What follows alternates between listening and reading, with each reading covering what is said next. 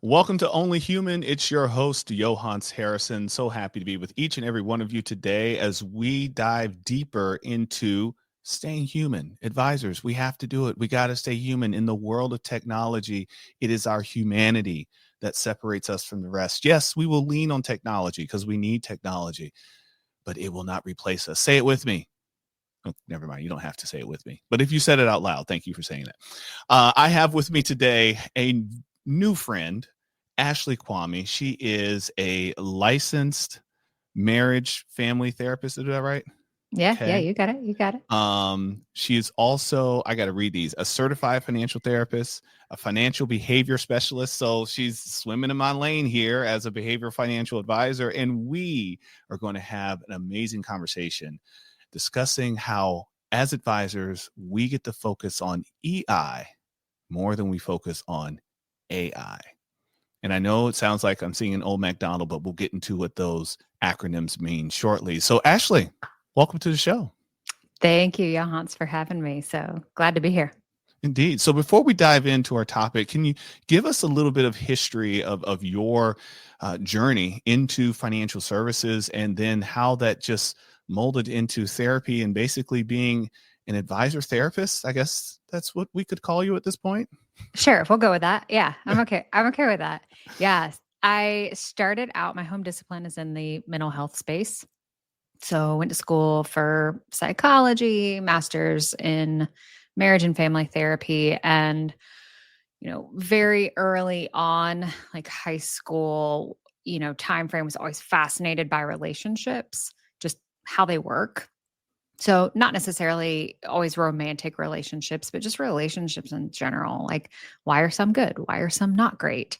What are the qualities or aspects of that? And, simultaneously, like, why, as humans, we do what we do. Like, why do we, my tagline, think, feel, do, right? Why do we think, feel, and do the way that we do? I didn't have that, by the way, back in high school, college. Yeah, me neither. Yeah, Me right. Yeah, neither. yeah, I yeah. just I had do and I do.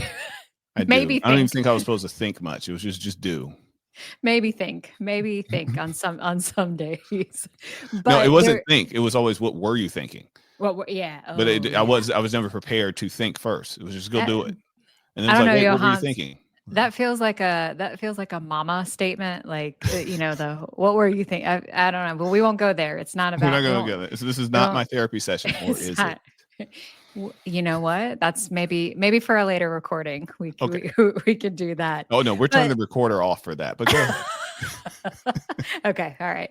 I was always just fascinated with relationships and academically decided to pursue that. Obviously, that meant psychology. And then again, going into marriage and family therapy. And really, the only way I thought I could, help or do relationship discovery was through therapy. And so I was like, I'm going to go the traditional therapist route, graduated,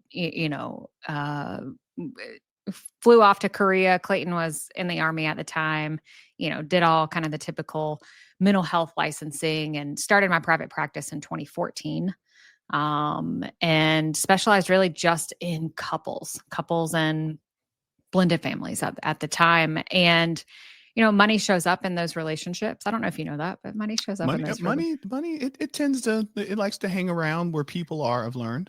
for sure. Right. Yeah. Yeah. And I didn't really know I didn't know how to navigate those spaces because, believe it or not, they do not teach us in our mental health programs how to work with the relational aspect of money. And so, like anyone who doesn't know what they're doing, I typed into Google therapeutic interventions for couples who are struggling with money. I mean, like verbatim, like typed that in, and financial therapy came up. Mm. That was 2018-ish and just kind of followed those breadcrumbs. Simultaneously was feeling really burnt out in my therapy work. Um, culminated with COVID, happening too. And I just felt like I wanted to do something different, but not completely different, going off the rails, and totally different path. And so, I found financial therapy, which then led to, hey, what if I could train advisors? Because, my husband as a CFP, shared, and I kind of knew this, but they don't teach advisors how to do communication. They do not. Right. Like No, we have that's to stumble upon it. Either we figure it out or we don't. right. And Right. those that don't, oh, it's really easy to pluck clients from those advisors For because show a sure. little bit of empathy and it's like, oh, take my money. I'm like, Right. all of it? Are you Yes. sure? You've been with your advisor for 2 All of it. decades. Take it. He doesn't even know my wife's name. Like, oh, Right. Take it. okay. Take it all. Yes. Yeah. Right. And like that was astounding to me.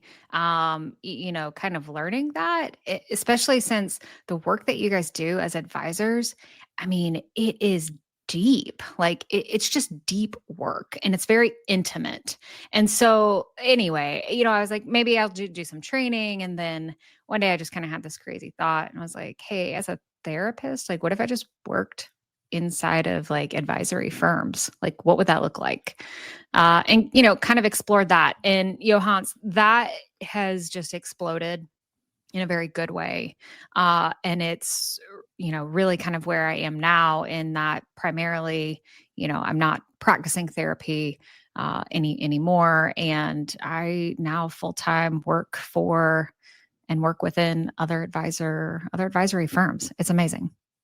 That's beautiful. And I love the natural journey that you had to arrive here. I mean, it's almost, I don't want to call it an accident because I feel that you're a very purposeful individual, but how you kind of fell into this role was almost more by happenstance that then became purpose.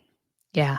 Yeah, I would agree with that. Although I don't know, like my dad is a CPA Okay. and my birthday is April 15th. Oh, So, God.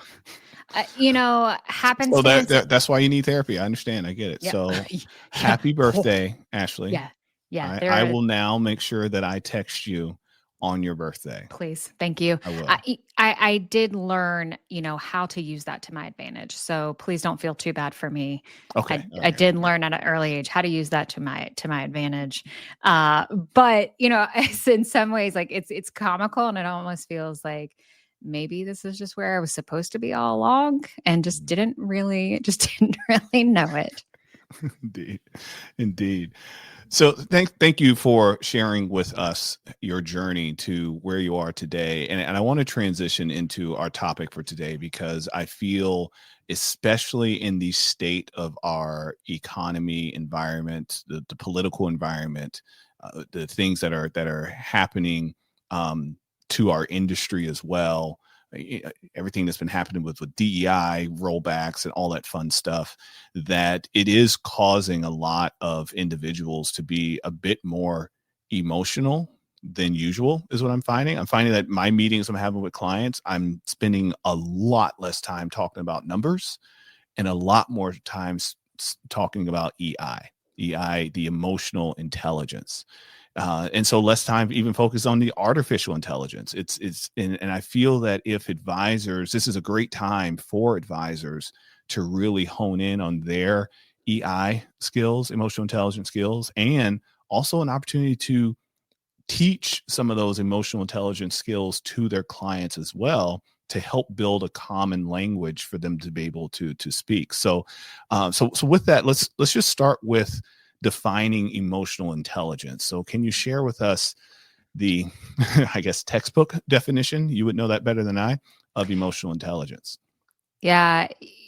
Explaining emotional intelligence, there's really two parts here. There's the, recognition, the ability to understand, to manage, even to, I would say, like express not only what's happening within inside of you, so your own emotions, like your own thoughts, but it's also the skill of being able to recognize, understand, and respond to others as well. So, some people think that emotional intelligence is just understanding their own emotions, and it's like two sides of the same coin.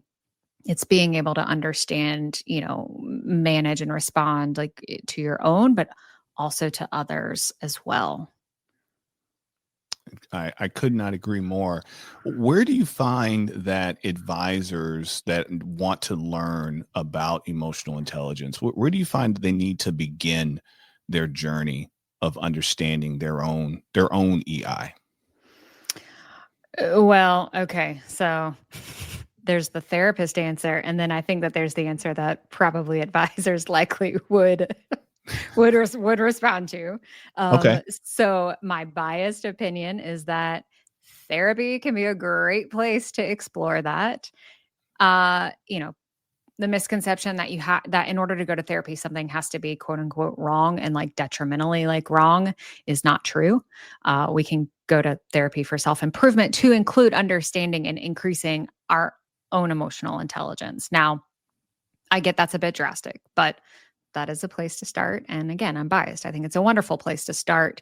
You know, I agree. I'm with you. I have a therapist. I see my therapist regularly. There are times in my life where I see him more often than yeah. regularly. And it took me a while to come to terms with the fact that it was okay to see a therapist in the good times as well Mm, as in the bad. I always felt I treated therapy like a cast or a band-aid. yeah. My arm's broken. Let me go get it reset. I mean, wear this cast, and eventually I don't need to wear the cast anymore. Yeah. Yeah. I would And say you're not alone. hmm, You're not alone. Look, some of the most profound sessions that I've had with whether it's individuals or with couples have actually been when they're in a good place, when nothing has been quote unquote wrong. And some of that is because when you're not in a place of emotional dysregulation, when you're not in a state of stress, scarcity, survival mode, whatever you want to call it, it allows for some really deep exploration. And so it's truly some of my best sessions have been when clients have been in a good state, and on the personal side too, some of the most profound connections I've made have been when I am in a really great place. So I think if advisors are wanting to learn about their own emotional intelligence and you're open to exploring some of that, how to fill that gap, or, therapy can be a great place with that. Apart from that, there are training programs out there. James Woodfall, who is over in the UK, I just had the pleasure of meeting him, and he recently released a book, The Heart of Finance. I think I have that right. Yeah, The Heart of Finance. But he has a training program around raising your emotional intelligence. So these types of learning atmospheres are coming about more and more, and specifically geared for advisors. Shaping Wealth is another fantastic resource. And then there's just good old fashioned books. Like pick up a book and like read about it, do some journaling as a result, or in conjunction there. So I think that there are a lot of different levels where advisors can start depending upon their comfortability or interest. And I think what's more important is that they just start. It really doesn't matter where. Uh, just start somewhere. I agree. I agree. And there are lots of books. We'll put some links to some of my favorite books in the show notes that lead and speak to emotional intelligence. And another shameless plug here, look at getting your behavioral financial advisor designation. Okay. That is one of the key components of behavioral financial advice is EI for you, emotional intelligence for you, recognizing it in the client. And on that, I'd like to, Ashley, if you will, can we talk about some of the things that emotional intelligence is not? Because I Ooh. feel that we sometimes advisors think they have high EI because they go through some of these motions. I see you. You probably just thought of some key examples there. So share with us a bit what EI is not. Yeah, one of my favorites. One of my favorites is when not just advisors, but people think that they are demonstrating emotional intelligence because they asked a feelings question, like a How feelings did that based. make you feel? Yes. Yeah. See, I'm emotionally intelligent. I can ask how you feel. Um, and I'm not laughing because I'm judging. Maybe, uh, uh, maybe a little. But I think like there's this misconception that emotional intelligence is just about feelings and it's just about emotions, and it's not. To expand kind of that definition, from earlier, like there are a lot of key components that make up emotional intelligence. And, some of those are around self awareness, social skills, right? Like, are you weird? Are you awkward? Like, can you engage like socially? Can you read cues like when you should stop talking? uh, or like when someone is nervous or fidgeting, appropriateness around that. And then there's, self regulation as well. Can you regulate your own emotions, your own stress? Empathy and is obviously involved, in that too, or within that, and motivation as well. So there's a lot of different parts of it. It's not just feelings. It's not just, do you understand emotions? Do you understand what you're feeling? And it's, more than just being able to ask somebody how they're feeling. How are you feeling?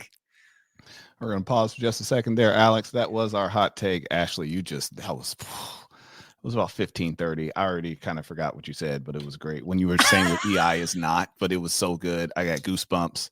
I just had to write down for the hot take. Okay. We're back at it. So I could not agree with you more. And I love how you packaged the things that emotional intelligence is not, but also gave a long list of some of the skills and attributes that do apply to emotional intelligence. And you mentioned one that I want to lean in a bit, and even I'd like, if we can, have somewhat of a, maybe not a role play, but at least give a few tools that we can help our advisors with that are listening in. Because you mentioned it's not just asking how did you feel or how do you feel about something, but it's the empathy that goes along with it and the follow-up questions. So if you're an advisor that, like myself, that is working with clients that work for the federal government, I've had a few of those meetings this week, Oh from man. physicians in the VA to doctors that their pay is based specifically on grants that are coming from Health and Human Services, or they work directly with WHO.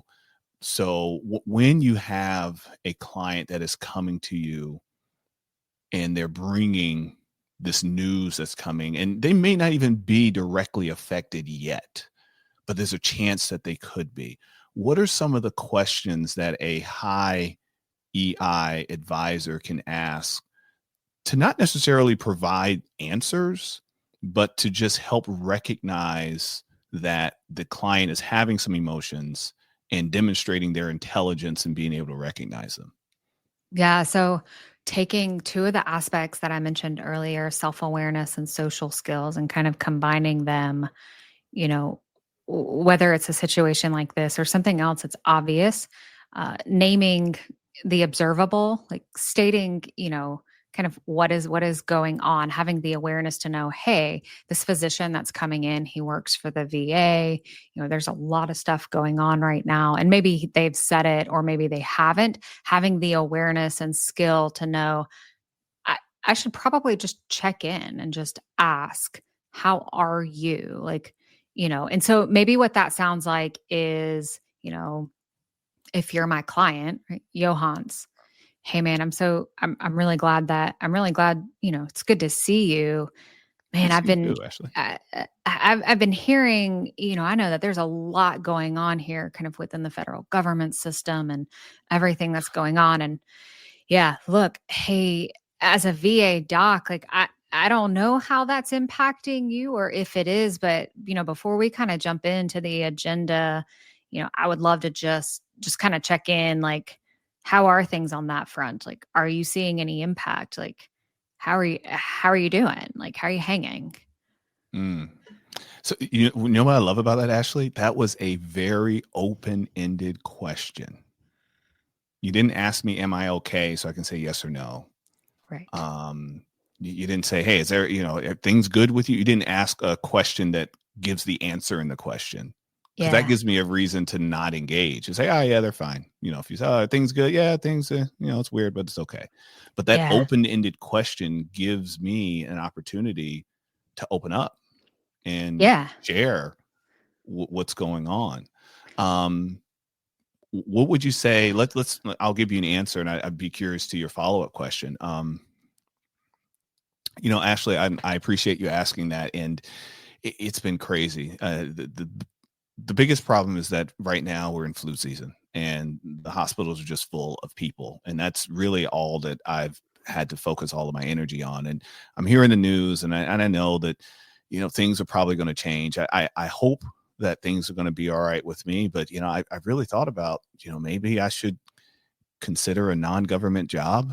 I've given that some thought, but then I think about my pension, and I think about the closeness that the hospital is to work, and the impact that might have on my family. So I right now, actually, I really don't know what to think. I'm just trying to take care of my patients and go to work each day, and try to avoid the noise if I can. Man, yeah, I hear you, man. I'm it makes sense, right? Like I'm hearing that there's some overwhelm just in the competing thoughts that you're having, right? Like should I leave? Like, should I stay or should I go, right? What do I do here? It's overwhelming, like it's crazy. Man, that makes so much sense to me that you would be experiencing all of it right now, given everything that's going on. And man, I really appreciate you sharing that with me. Thank you for, opening up and sharing that information with me. Like I know it doesn't have, maybe anything to do with our agenda today, but it's helpful to hear just where you are mentally with everything that's going on. I'll pause, right, and come out of kind of that role. Yeah, I So got goosebumps. I made it up. I mean, these are things I've heard this week, but sure. I've for a moment there, I felt how I think my clients felt when we had a very similar conversation. All of a sudden, I felt heard, as someone wanted to hear how I'm feeling, how I'm doing, because I'm in a role where my job is to see how everyone else is feeling and doing all the time. So now you're checking in on me. I mean, I might not have anyone else in my life that's asked me a question in that way, other than a peer that just wants to come and complain about what's happening. And For that's sure. different. That's different. So I'm sorry, interrupt you. Go ahead. no, no, no. I'm glad that you felt that. One, I'm, glad because I don't really feel it, I wasn't using my therapist voice, Johans. So I'm glad that you felt that even without me using my therapist voice. Um, Wait, that wasn't but your therapist's voice? Oh gosh. Oh, I'm really nervous for our call later. Oh god. uh, it was not. It was not. But what I want to point out is, I've had advisors when I've, done some coaching or just, training and like reflecting, and they're like, I don't talk like that. And I get it. Here's a framework though that I used in that example. I named the emotion, right? And this comes from, by the way, the nurse model, the nurse framework, NURSE, which comes out of the medical field, actually. And it is a response protocol framework for when clients or patients are in crisis. And this is something that I teach in a lot of my trainings around how to master sensitive conversations. And so I use this, though, or part of this actually framework. I, I can't even tell you how, I mean, all the time. And the in, right, in that is name the emotion. And so that's what I did. I named your emotion or experience, right? You said that things were crazy. And I said overwhelmed. You didn't actually say overwhelmed, but I offered that as just maybe a suggestion because it really did sound like you were overwhelmed with all of the back and forth competing thoughts there, right? So from an emotional intelligence place, understanding, right? Hey, if Johans is having these competing thoughts, if I were in his shoes, I might be feeling kind of overwhelmed there, right? Like that's the awareness, piece of understanding how someone else might feel. So I'll keep going through. So I named your emotion. It was crazy. It's overwhelming. The U is the understanding. And what that is really validating the experience. I validated your experience by saying, that makes so much sense to me. I can see where you would feel that way. Right. And, and then the R, right? The response there is, thanking you for telling me, right? I'm really glad. Thank you so much for telling me and opening up. By the way, that like little 3-step combo is fantastic for not only your clients, but also in your personal life. Yeah, I was Bonus just thinking tip. about my wife right now. I was like, oh man, I Like, could have responded a little bit better to you earlier, Alicia. Now I'm talking to my wife directly. I just yeah, realized I should have nerd yeah, it instead of it's okay. nodding Yeah. it. You could Mm, have nerd. Yeah. Yeah. yeah, I nerd it. But, I just nodded this it. works. This is D was dismissed. Is that, did I get that right? Yeah, Am there I you go. picking Yeah. up? Okay. All right. All right. Yeah. I want to make sure I was Mhm. not assuming, but that three just step, like those 3 steps just in and of itself are game changers for that client relationship, for them feeling seen and heard. And if you don't, I mean, if you just do nothing else when it comes to emotional intelligence, if you just like learn to just do those 3 things, like you're going to be a rock star as an advisor, as a person, probably as a spouse, as a person, and maybe even as a parent too. Amen to that. Ashley, thank you. This is incredible, and I'm so glad that we could engage in this conversation today because, as I mentioned, with how fast paced our news is happening and the world is changing before our eyes, this is something that AI cannot do. Okay. Now, could you train your AI model to give these questions as a prompt if someone wanted to try to seek some therapy from their AI? Sure, you could, but you're not going to have the emotions there.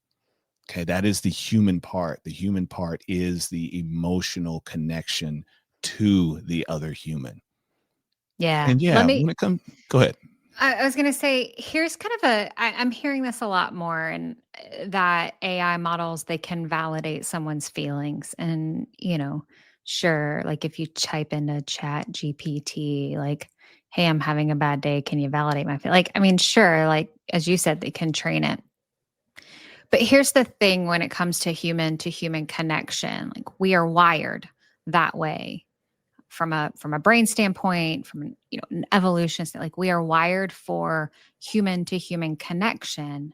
And how we achieve and obtain that is through being with other humans. Now, I know in this digital age, like that can be a little bit hard, but even things like eye contact with someone, like that sends signals like to our brain, and from an emotion regulation place, like it helps in regulating contact. Now, as advisors, you're probably not touching your clients. That's weird. It might be weird. All right. But like, I mean, I'll come in for a good I mean, like hug in, a in person, hug, of right? course. Yeah, yeah, yeah. Yeah, like a hug. Yeah, yeah. Maybe a high five, fist bump. I don't know. I don't know. As therapists, like I didn't touch my clients. So but like my point is that human to human, like physical connection, even just not to get too woo woo here, but even just energy wise, like being in the presence of someone that you trust also has impact as well. And there's some really fantastic like MRI studies around human connection and pain, and what that does from a place of regulating emotion, but also perceiving pain as well. And I won't nerd out too much on that, but AI can't do that. You I hope not. I can. don't need my AI touching me. That's No. cool. No, yeah, That right, that right. now that sounds weird. It does. It does. It No. does. So there, it's more than just like validating and communicating well. Like there are certain, there is a human, like the essence of just being human. Like you are far better than any AI out there when it comes to being able to serve and meet your clients' needs. Indeed, indeed. Ashley, it's time to have a little bit of fun. So this is something new we've been doing on Only Human the Only Human podcast, and it might be a little different for you because sometimes I'm interviewing advisors directly, but I think you'll still find a way to play along. Now, we've been playing with the language a little bit. So are you sure? Are you familiar with the game? I'm trying to keep this PG, but marry, kill, fill in the blank. You have No, three I don't. people. This Okay, is so there's a weird. Is this game. gonna get weird? There's a game where you name three people and you have to choose which one would you marry, which one would you want to do away with, and then which one would you just want to have fun with. So Oh, we oh, decided on okay, episode okay, 1 we would do that, but we would do it with technology.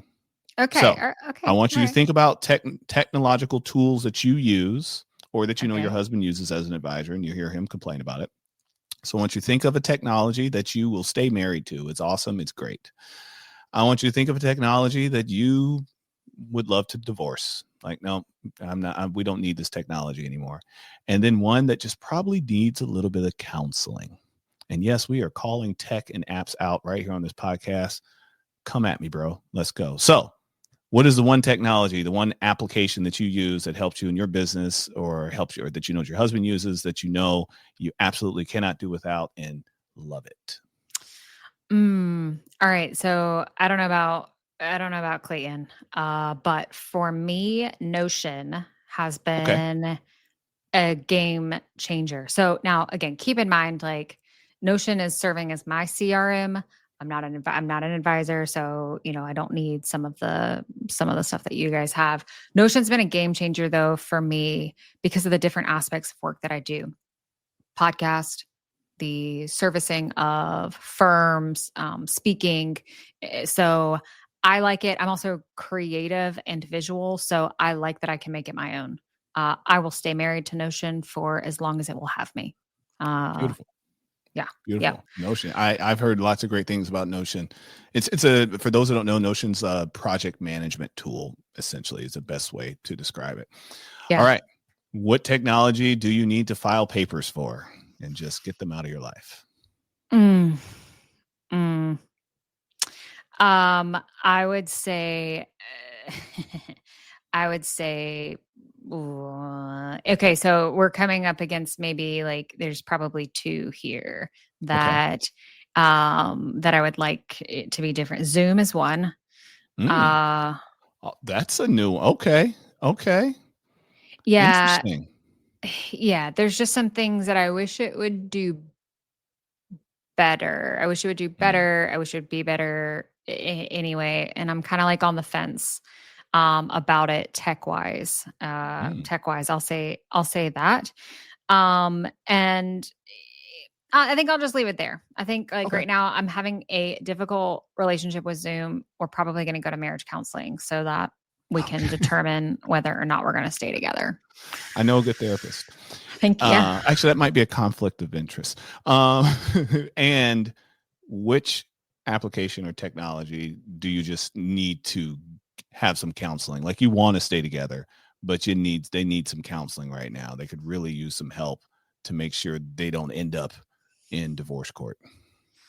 Mm, I don't know, Johannes. I don't know if I have. I don't know if I have one to be maybe e-money. Oh, Um, I could agree with you. E-money knows. I've told them plenty of times on Twitter, but go ahead, or X, whatever you call it. yeah. So, but I'm gonna approach it from a different place though. Oh, Clayton uses e-money.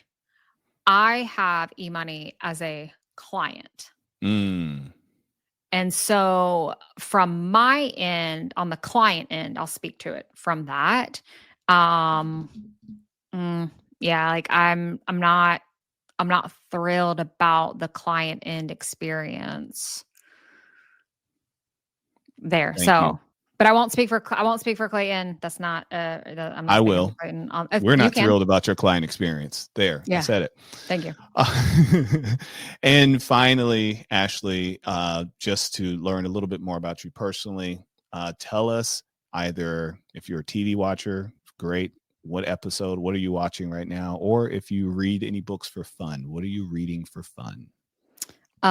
I don't just like read for fun. Like I read professional books and I consider Okay. that fun. So I All don't right. So know what's what so that what's the says what's the about getaway me. from it all? What are you consuming to get away from it all? Is it a Um, series on Netflix or somebody or yeah, what? I'm watching or just finished up Shrinking on Oh, Apple on TV. Apple TV. Hmm. Yeah, I I just mean, that's finished. appropriate for you. Okay. It is Okay. hilarious. It is hilarious. Yeah, I love it. I just finished that.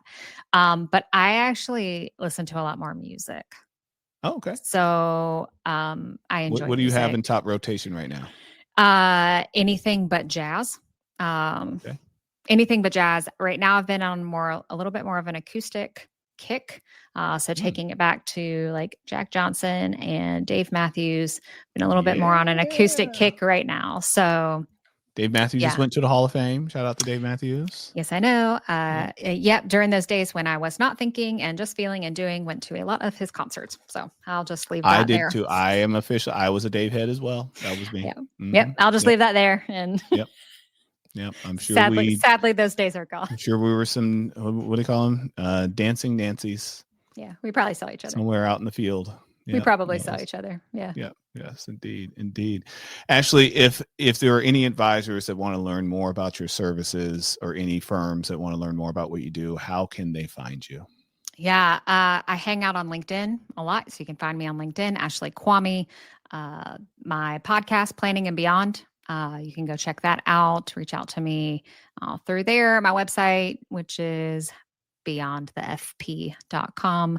Yeah, I'm pretty findable. So there's not many Ashley Kwames in the world, thankfully. So I'm the blonde one with big eyes that's in financial services. So I'll just leave it at that.